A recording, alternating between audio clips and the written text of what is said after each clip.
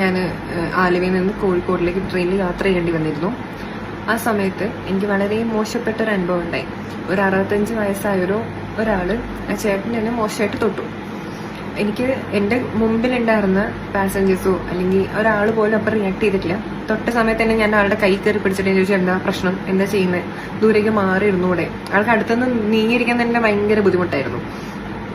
പെട്ടെന്നുണ്ടായ പേടി അല്ലെ പുറത്താണ് ഞാൻ അപ്പം റിയാക്ട് ചെയ്തത്. പക്ഷെ എനിക്കാണെങ്കിൽ ആകെ ടെൻഷനായി. കാരണം ആൾ അവിടെ തന്നെ ഇരിക്കുകയാണ്. ഞാൻ ഇനി അങ്ങോട്ട് സേഫ് ആണോ എന്നുള്ളൊരു സാധനം എന്റെ മൈൻഡിൽ ഓടിക്കൊണ്ടിരിക്കാം. ആ സമയത്താണ് ഞാൻ ഈ റെയിൽ മദാർ എന്നുള്ള ഒരു ആപ്പിന്റെ പണ്ട് എനിക്കൊരു ഓർമ്മ ഉണ്ടായിരുന്നു. ഞാനങ്ങനെ ട്രെയിനിൽ യാത്ര ചെയ്യുന്ന ഒരു വ്യക്തിയല്ല. അപ്പോൾ അങ്ങനത്തെ ആപ്പുകൾ എന്റെ ഫോണിൽ ഉണ്ടാവലും വളരെ ചുരുക്കമാണ്. അതുകൊണ്ട് ഞാൻ അങ്ങനത്തെ ഡൗൺലോഡ് ഒന്നും ചെയ്ത് വെച്ചിട്ടുണ്ടായിരുന്നില്ല. ഞാൻ ആ ആപ്പ് സ്റ്റോറിൽ കയറി ഡൗൺലോഡ് ചെയ്ത് ഞാൻ അതിൽ കംപ്ലൈന്റ് കൊടുക്കേണ്ട ഒരു ഓപ്ഷൻ ഉണ്ട്. അപ്പൊ ഞാൻ അതിൽ കംപ്ലൈന്റ് കൊടുത്തു. 11:12 ഞാൻ കംപ്ലൈന്റ് കൊടുത്തു. ഇങ്ങനെ ഒരാൾ മിസ്ബിഹേവ് ചെയ്തു എന്നുള്ള രീതിയിൽ ഞാൻ കംപ്ലൈന്റ് കൊടുത്തു. 11:16 എന്നെ അവർ കോൾ ചെയ്തു.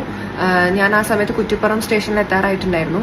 തിരൂരിന്ന് എന്നോട് പറഞ്ഞു, തിരൂർ സ്റ്റേഷനിൽ പോലീസുകാർ കയറും എന്ന് പറഞ്ഞു. തിരൂരിന്ന് പോലീസുകാർ കയറി, സാറുമാര് കയറിയിട്ട് എന്നോട് കാര്യങ്ങളൊക്കെ ചോദിച്ചു. എന്നോട് അവിടെ ഇരുത്തി എന്നോട് എവിടെ ഇറങ്ങുന്നത്. അപ്പൊ നമ്മൾ കോഴിക്കോടാണ്. ഓക്കെ, എന്നാൽ ശരി, കോഴിക്കോട് വരെ ഞങ്ങളുണ്ട്. കോഴിക്കോട് നമുക്ക് കേസ് ബാക്കി ശരിയാക്കാമെന്ന് എന്നോട് പറഞ്ഞു. അവരെന്റെ കൂടെ കയറി കോഴിക്കോട് വരെ ഉണ്ടായിരുന്നു. അതിന്റെ ഇടയിൽ താനിരുന്ന സാറുമാര് കയറിയിട്ടുണ്ടായിരുന്നു. ഞാൻ കോഴിക്കോട് എത്തുന്ന വരെ എനിക്ക് പല നമ്പറിൽ നിന്ന് പല ഓഫീസേഴ്സ് വിളിച്ചുകൊണ്ടേയിരിക്കും.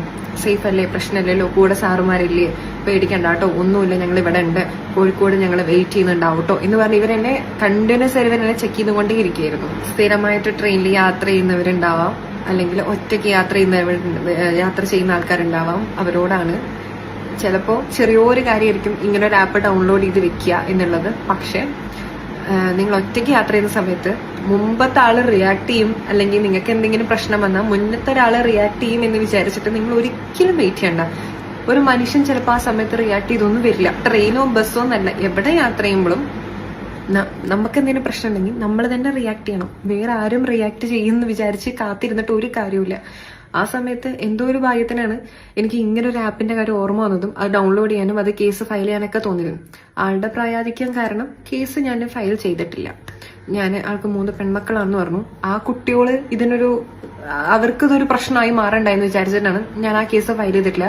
പുള്ളിയുടെ ഫോട്ടോയോ വീഡിയോയോ ഒന്നും ഞാൻ എടുത്തിട്ടില്ല. അതൊരു ആപ്പ് നിങ്ങൾ ഡൗൺലോഡ് ചെയ്ത് വെച്ചാൽ നിങ്ങൾക്കത് ഭാവിയിൽ വളരെ യൂസ്ഫുൾ ആവും.